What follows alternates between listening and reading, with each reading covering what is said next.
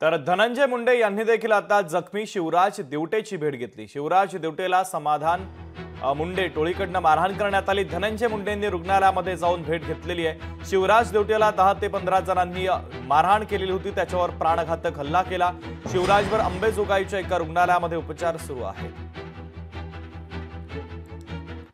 संदीपान दिवटे आणि सूरज दिवटे हे कुटुंबातले सदस्य असल्यासारखे ते कुठल्या कारणाने भांडण झालं आणि सूरजला मारायला कोण कोण होते याचा तपास पोलिसांनी बऱ्यापैकी केलेला आहे। आणि माझ्या माहितीने काल पोलीस अधीक्षकांनी स्वतः स्टेटमेंट दिलेलं आहे की याच्यात कसल्याही प्रकारचं जातीपातीचं आणि धर्माचं या कारणामुळे भांडण झालेलं नाही।